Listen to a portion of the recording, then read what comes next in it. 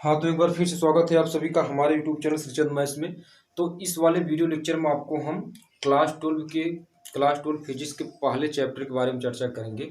देखिए, पहले चैप्टर के अंतर्गत हमने आपको 2 वीडियो लेक्चर प्रोवाइड किया था, जिसमें हमने आपको आवेश और कूलाम के नियम, ये हमने 2 परिभाषा आपको हमने बताया था। और कूलाम के नियम के अंतर्गत हमने आपको एप्सिलॉन जीरो का आंकिक मान और एप्सिलॉन जीरो की बीमा, ठीक है, ये हमने करके बता दिया। तो तीसरे वाला जो वीडियो लेक्चर होगा, यानी जो आज का वीडियो लेक्चर होगा, इसमें हम आपको वैद्युत क्षेत्र व वैद्युत क्षेत्र की तीव्रता व वैद्युत क्षेत्र की तीव्रता का मात्रक व बीमी सूत्र क्या होता है, इसके बारे में चर्चा करेंगे। और किसी बिंदु आवेश के कारण वैद्युत क्षेत्र की तीव्रता क्या होती है, उसको भी देखेंगे। और इस पर हम कुछ न्यूमेरिकल भी करके बताएंगे। तो चलिए स्टार्ट करते हैं, समय को ना लॉस करते हुए। तो इस वाले वीडियो लेक्चर में आपको हम पहले शुरुआत करेंगे वैद्युत क्षेत्र से। तो देखिए, वैद्युत क्षेत्र होता क्या है, इंग्लिश में बात करें तो इसे हम इलेक्ट्रिक फील्ड बोलते हैं, ठीक है। शॉर्ट फॉर्म में ई और एफ लिखते हैं इसको। तो वैद्युत क्षेत्र क्या होता है, जैसे मान लीजिए आप लोग बचपन में एक खेल खेले होंगे कि आपके पास क्या होता था कि एक चुंबक यानी एक मैग्नेट हुआ करता था, ठीक है। ये आपका क्या है, चुंबक है। और आप क्या करते थे, जब इस चुंबक की ओर कोई लोहा या पारा लेकर आते थे, तो ये चुंबक क्या करता था, इस लोहे या पारे को अपनी ओर क्या कर लेता था, खींच लेता था, अपनी ओर आकर्षित कर लेता था। तो अब यहाँ से आप ये समझिए कि जब ये लोहा या पारा, ठीक है, मतलब ये चुंबक क्या कर रहा है, लोहे पारे को अपनी ओर आकर्षित कर रहा है। तो इसका मतलब ये है कि यहाँ से यहाँ तक क्या कहलाएगा, यानी यहाँ से यहाँ तक इसका क्या कहलाएगा, चुंबकीय प्रभाव कहलाएगा। क्या कहलाएगा, चुंबकीय प्रभाव कहलाएगा, या इसको हम क्या बोलते हैं, चुंबकीय क्षेत्र भी कह सकते हैं, क्योंकि यहाँ से यहाँ तक इसका क्या पड़ रहा है, प्रभाव पड़ रहा है। तो जिस व्यक्ति का जहाँ तक प्रभाव होता है उसे हम क्या बोलते हैं, उस व्यक्ति का क्षेत्र बोलते हैं। तो ठीक इसी प्रकार किसी वस्तु में भी देख सकते हैं कि चुंबक का प्रभाव यहाँ से यहाँ तक है, तो ये यहाँ से यहाँ तक क्या कहलाएगा, चुंबकीय क्षेत्र कहलाएगा, ठीक है। तो अभी हमने आपको सीधा सीधा केवल फॉर एग्जाम्पल के तौर पर बता रहे हैं वैद्युत क्षेत्र क्या होता है। पहले इसे समझो। जैसे मान लीजिए आपका चुंबक है, चुंबक की ओर हमने लोहा या पारा लेकर आए, और चुंबक क्या किया कि मान लीजिए इसकी दूरी है, मतलब लिमिट दूरी है कि यहाँ से यहाँ तक की वो क्या करेगा, लोहा पारे को अपनी ओर आकर्षित कर लेगा। अब इससे हम दूर रखेंगे तो लोहा पारे को आकर्षित नहीं कर लेगा। तो यहाँ से यहाँ तक इसका क्या कहलाएगा, चुंबकीय क्षेत्र कहलाएगा। यानी चुंबक के कारण जहाँ तक इसका प्रभाव है वह क्या कहलाएगा, उसका चुंबकीय क्षेत्र कहलाएगा। तो ठीक इसी प्रकार हमने आपको बताया था। अब आते हैं आवेश पे, ठीक है। तो हमने आपको बताया था कि अगर 2 आवेश हैं तो एक दूसरे को क्या करते हैं, प्रतिकर्षित करते हैं, या एक दूसरे को क्या करते हैं, आकर्षित करते हैं। तो इसमें भी हमने आपको, यानी इनके बीच क्या लगता है, या तो आकर्षण बल लगता है या तो प्रतिकर्षण बल लगता है। तो हमने आपको बताया था अगर समान प्रकार के आवेश हैं, समान प्रकार के यानी प्लस क्यू और प्लस क्यू है, ठीक है, या माइनस क्यू है, ठीक है, तो इनके बीच क्या लगता है, प्रतिकर्षण बल लगता है। क्या लगता है, प्रतिकर्षण बल लगता है, ठीक है। ये हमने आपको पहले बता दिया था। और अगर मान लीजिए विपरीत प्रकार के आवेश हैं, ठीक है, यानी एक प्लस क्यू है दूसरा माइनस क्यू है, तो इनके बीच क्या लगता है, आकर्षण बल लगता है, आकर्षण बल लगता है। और इनके बीच कितना बल लगता है, इसके लिए न्यूटन साहब ने आपको नियम बताया था कि जो एफ होता है एफ अनुक्रमणपाती 1/r² के होता है। यानी इसका मतलब ये है कि अगर हम r² को दोगुना करेंगे तो हमारे पास यानी एफ का मान घटकर कितना होगा, 4 गुना हो जाएगा। एफ का मान घटकर कितना हो जाएगा, 4 गुना हो जाएगा।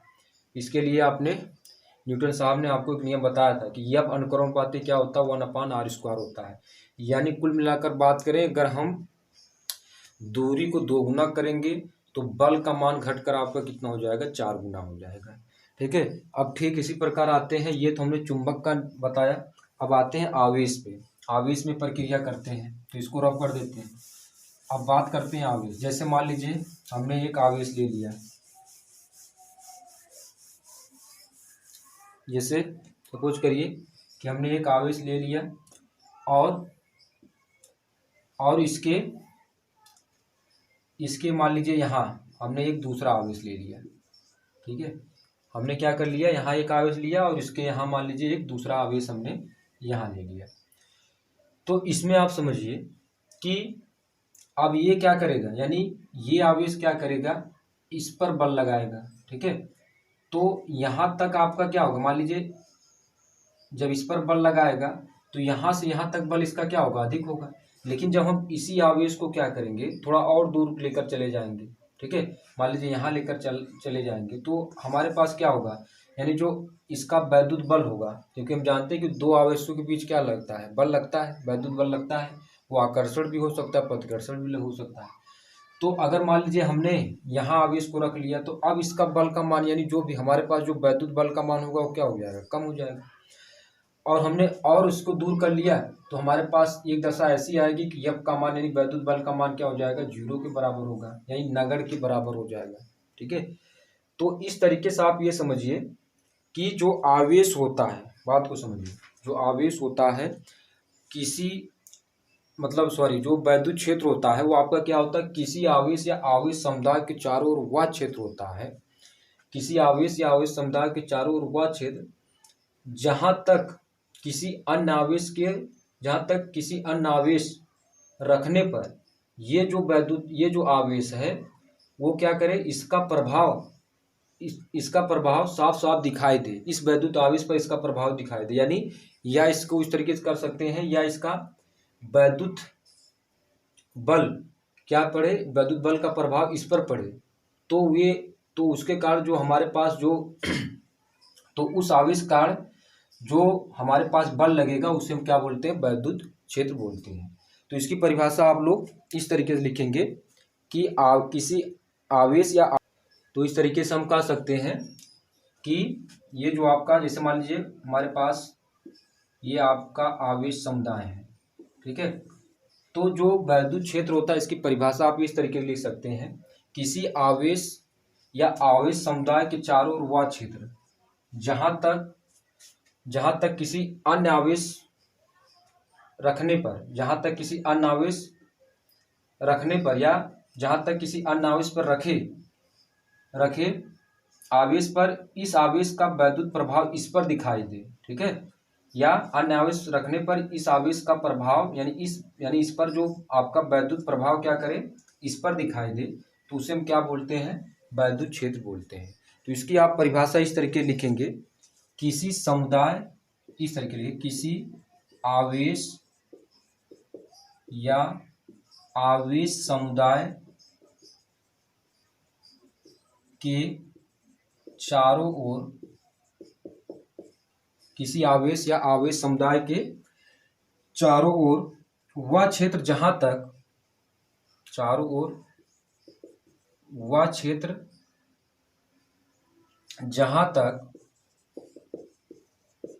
किसी अन्य आवेश रखने पर इसका प्रभाव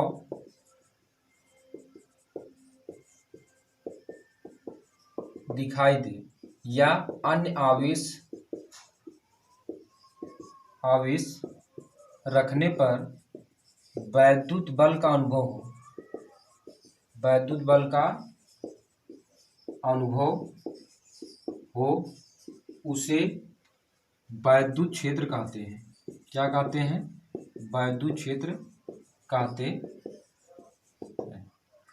उसे हम क्या बोलते हैं, वैद्युत क्षेत्र कहते हैं।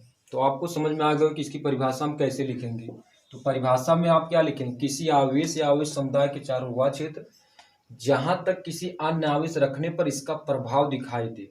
ठीक है, मतलब इस आवेश का प्रभाव इस पर दिखाई दे, इस आवेश का वैद्युत प्रभाव इस पर दिखाई दे, तो उसे हम क्या बोलते हैं, वैद्युत क्षेत्र बोलते हैं। रखने पर वैद्युत बल का अनुभव हो, उसे हम क्या बोलते हैं, वैद्युत क्षेत्र बोलते हैं। तो आपको समझ में आ गया होगा कि इलेक्ट्रिक फील्ड किसे कहते हैं। अब बात कर लेते हैं वैद्युत क्षेत्र की तीव्रता क्या होती है। तो इसको रब कर लेते हैं और वैद्युत क्षेत्र की तीव्रता आपको करके बताते हैं। तो चलिए इसको पहले रब कर लेते हैं। अब बात करते हैं आपके दूसरे पॉइंट पर, वैद्युत क्षेत्र की तीव्रता क्या होती है। वैद्युत क्षेत्र की तीव्रता, ठीक है। अब देखो ऐसे समझो, जैसे मान लीजिए कि हमारे पास ये एक आवेश है, तो आवेश के चारों ओर क्या होता है, इसका एक क्षेत्र होता है, ठीक है। तो यहाँ हमने एक मान लीजिए चार्ज प्लस क्यू यहाँ रख दिया, यहाँ एक चार्ज रख दिया और यहाँ पर एक चार्ज रख दिया। तो देखिए इस पर, यानी इस पर जो बल लगेगा, इस पर बल क्या लगेगा, अधिक लगेगा। यानी इस पर बल क्या लगे, इस आवेश का इस पर बल अधिक रहेगा, यानी इसमें जो वैद्युत क्षेत्र की तीव्रता होगी अधिक होगी। इस पर क्या होगी, कम होगी। इस पर क्या होगी, बहुत कम हो जाएगी, क्योंकि ये आपका जैसे जैसे हम दूरी बढ़ा रहे हैं वैसे वैसे हमारे पास क्या होगी, वैद्युत क्षेत्र की तीव्रता यानी आपका क्या होगा, कम होती जाएगी। तो यहाँ से हम इसको इस तरीके डिनोट कर सकते हैं कि जो वैद्युत क्षेत्र की तीव्रता होती है, यानी वैद्युत क्षेत्र की तीव्रता वह भौतिक राशि है जिस पर, जहाँ पर वैद्युत क्षेत्र पर रखे किसी बिंदु पर वैद्युत क्षेत्र की तीव्रता का मान बताए, ठीक है। यानी वैद्युत क्षेत्र की तीव्रता वह भौतिक राशि है कि जिसमें वैद्युत क्षेत्र में रखे किसी बिंदु पर वैद्युत क्षेत्र की तीव्रता का मान बताए कि वह मान कितना होगा। क्योंकि इसमें आपका क्या होता है, इसमें मान क्या हो रहा है, अलग अलग हो रहा है। अगर हम इसमें थोड़ा सा पास रख रहे हैं तो वैद्युत क्षेत्र में यानी इस पर बल अधिक लग रहा है, इस पर बल कम लगेगा और इस पर बल क्या होगा आपका और बहुत कम हो जाएगा। तो इस तरीके से आप समझ सकते हैं कि जो वैद्युत क्षेत्र की तीव्रता होती है, ठीक है, वह भौतिक राशि होती है, ठीक है। वैद्युत क्षेत्र तीव्रता वह भौतिक राशि होती है, वह भौतिक राशि होती है जहाँ जहाँ वैद्युत क्षेत्र में रखे किसी बिंदु पर वो क्या करे, वैद्युत क्षेत्र की तीव्रता हमको बता दे। ठीक ठीक वैद्युत क्षेत्र की तीव्रता बता दे, उसे हम क्या बोलते हैं, वैद्युत क्षेत्र की तीव्रता। वैद्युत क्षेत्र किसी बिंदु पर वैद्युत क्षेत्र का मान बता दे, ठीक है, मतलब उस पर कितना बल लग रहा है, तो उसे हम वैद्युत क्षेत्र कितना है उसे हम क्या बोलते हैं, वैद्युत क्षेत्र की तीव्रता बोलते हैं। तो आप इस तरीके से आप इसको समझ सकते हो। तो यहाँ लिख लीजिए कि वैद्युत क्षेत्र की तीव्रता, इस तरीके से लिख देंगे कि वैद्युत क्षेत्र की तीव्रता वैद्युत क्षेत्र में रखे किसी बिंदु पर वैद्युत क्षेत्र का मान बताता है, ठीक है। तो ये आपका वैद्युत क्षेत्र की तीव्रता की ये थोड़ा सा डिटेल, ये थोड़ा सा फार्मूला इसका परिचय था। अब हम जैसे इसमें आपका क्या होता है, यहाँ पर वैद्युत क्षेत्र का मान कितना होगा, यहाँ पर वैद्युत यानी इस पर क्या है, ये वैद्युत क्षेत्र पर स्थित है और यहाँ पर वैद्युत क्षेत्र का मान कितना होगा, इसको हम कैसे पता लगाते हैं। तो इसके लिए हम क्या करते हैं, एक धन परीक्षण आवेश इसके संपर्क में लाते हैं। एक धन परीक्षण आवेश यानी प्लस क्यू जीरो, मान सकते हैं आपका क्या प्लस क्यू जीरो है। तो इसको हम क्या लाते हैं, इसके संपर्क में लाते हैं। जैसे अगर हमको इस पॉइंट पर वैद्युत क्षेत्र की तीव्रता निकालना है तो हम क्या लाएंगे, यहाँ इसके संपर्क में प्लस क्यू जीरो लेकर आएंगे, जिसका मतलब प्लस क्यू जीरो, इसका मतलब यह है कि इसकी जो तीव्रता है वो आपका क्या है, जीरो के बराबर है। इसकी तीव्रता क्या आपका है, जीरो के बराबर। तो इसके संपर्क में लाते हैं, तो जब प्लस क्यू को इसके संपर्क में लाएंगे तो ये आपका वैद्युत क्षेत्र के कारण इस पर क्या, इस पर एक वैद्युत बल उत्पन्न होगा। तो वैद्युत बल आपका चाहे आपका अगर ये प्लस प्लस है तो इधर मतलब एक दूसरे क्या करेंगे, प्रतिकर्षित करेंगे। अगर ये निगेटिव रहेंगे तो एक दूसरे को क्या करेंगे, आकर्षित कर लेंगे। तो इस पर क्या लगेगा, एक बल लगेगा। तो ये जो, तो इस तरीके से हम कह सकते हैं, तो जो वैद्युत क्षेत्र की तीव्रता होती है एफ अपान क्यू जीरो होती है।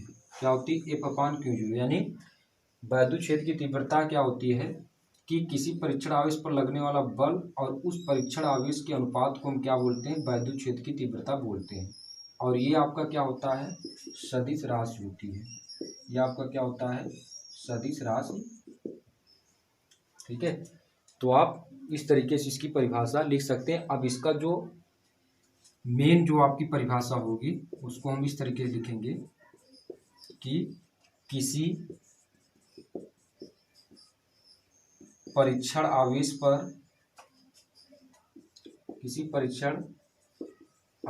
पर लगने वाला बल तथा परीक्षण आवेश के अनुपात को वैद्युत क्षेत्र की तीव्रता कहते हैं।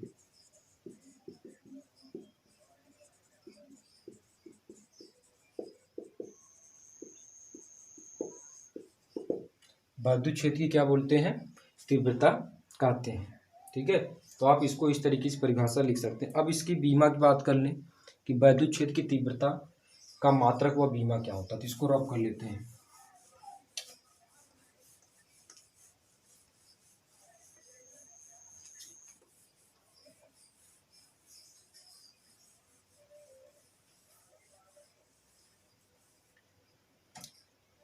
तो यहाँ लिखेंगे वैद्युत क्षेत्र की तीव्रता का मात्रक यानी ई का मात्रक। ठीक है, तो ई बराबर क्या होता है? एफ अपान क्यू जीरो होता है। तो ई का मात्रक क्या होगा? एफ का मात्रक बटे क्यू जीरो का मात्रक। तो एफ का मात्रक क्या होगा? यानी बल का मात्रक क्या होता है? न्यूटन। और क्यू जीरो का मात्रक क्या होता है? आवेश का मात्रक क्या होता है? कूलाम। तो न्यूटन पर कूलाम यानी न्यूटन प्रति कूलाम हो जाएगा। ठीक है, यानी वैद्युत क्षेत्र की तीव्रता का मात्रक क्या होगा? न्यूटन प्रति कूलाम हो जाएगा। अब इसके बाद बात करें आपका कि इसकी बीमा क्या होगी, तो इसकी बीमा देखिए आप लोग। तो बीमा की बात करें तो आपका क्या होगा? यानी बीमा को बड़े कोष्टक में करके लिखते हैं। तो एफ की बीमा क्या होगी? यानी बल की बीमा क्या होता है? यम एल टी की पावर 2 यम एल टी की पावर -2 होता है। बल बराबर क्या होता है? आपने बीमा पढ़े हो कक्षा 11 में।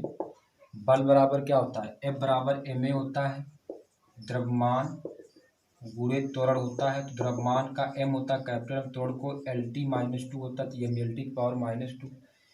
आवेश यानी क्यू जीरो आवेश है, तो आवेश बराबर धारा गुणे समय क्या होता है? धारा गुणे समय। धारा किसमें? एम्पीयर में मापते हैं, समय को टी से। तो ये आपका क्या होगा? बटे ए टी हो जाएगा। तो ई तो आपका क्या हो जाएगा? यहाँ से यम एल टी की पावर -2, यहाँ ए की पावर 1, यहाँ टी की पावर 1, तो उसको ऊपर ले जाएंगे, ए की पावर -1, टी की पावर -1। तो ई यानी आपका क्या हो जाएगा? यम एल, अब देखिए टी की पावर -2, टी की पावर -1 तो जुड़ जाएगा, यानी टी की पावर -3 और ए की पावर -1 हो जाएगा। तो ई की बीमा क्या हो जाएगी? एम एल टी की पावर -3 और ए की पावर -1 हो जाएगी। तो ये आपका हुआ वैद्युत क्षेत्र की तीव्रता हुआ, और वैद्युत क्षेत्र की मात्रक व आपका इसका बीमा हो गया। तो ये आपका ये क्या हुआ? बीमा। ठीक है, तो बीमा बहुत जरूरी है, बहुत बार एग्जाम में पूछा जाता है। तो ये आपका हुआ। ठीक है, अब इसके बाद आपको बताएंगे किसी बिंदु आवेशकार वैद्युत क्षेत्र की तीव्रता कैसे निकाली जाती है। तो चलिए इसको रफ करते हैं।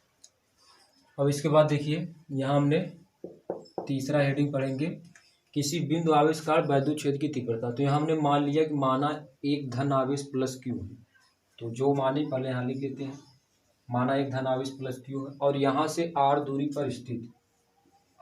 पर स्थित एक बिंदु पी है, जहाँ पर हमको वैद्युत क्षेत्र की तीव्रता यानी ई हमको ज्ञात करना है। तो हम वैद्युत क्षेत्र की तीव्रता कैसे ज्ञात करते हैं? इसके लिए हमको एक परीक्षण आवेश यहाँ मान लेते हैं प्लस क्यू, यह आपका हमारे पास क्या धन परीक्षण आवेश है। तो ये प्लस क्यू, ये प्लस क्यू, तो इन पर जो बल लगेगा वो आपका क्या लगेगा? क्योंकि दोनों समान प्रकार के आवेश हैं, तो प्रतिकर्षण बल यानी बाहर की तरफ लगेगा। ठीक है, एफ लगेगा। तो अब यहाँ क्या लिखेंगे? लिखेंगे कि बिंदु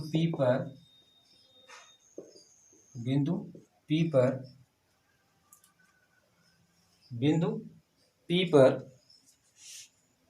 परीक्षण आवेश के कारण बिंदु P पर, यहाँ लिखेंगे बिंदु P पर परीक्षण आवेश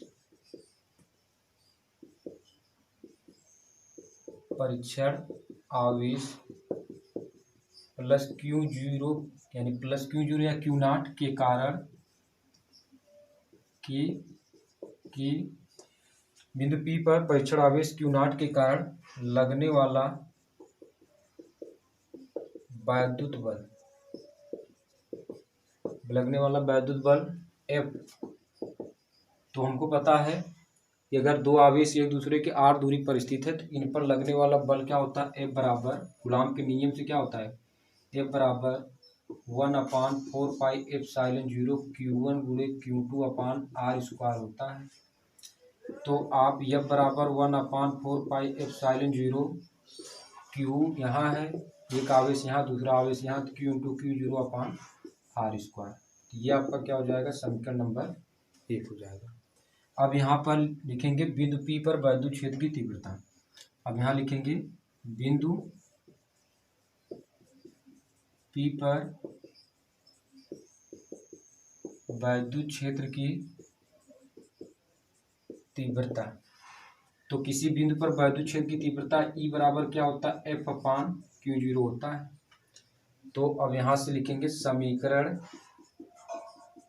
1 से, तो E बराबर आपका क्या हो जाएगा, F का मान यहाँ रख देंगे 1/4 pi epsilon 0 Q into Q0 अपान r स्क्वायर बटे Q0, तो कैंसिल ये हो जाएगा।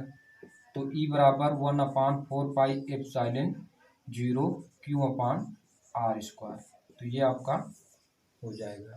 तो किसी बिंदु आवेशकार वैद्युत क्षेत्र की तीव्रता क्या होगा, E बराबर 1/4 पाई एप्सिलॉन 0 Q अपान r स्क्वायर। अगर ये किसी माध्यम में है तो यहाँ लिख देंगे, यहाँ आपका जब ये आपका सूत्र तब लगेगा जब निर्वात अथवा वायु में है,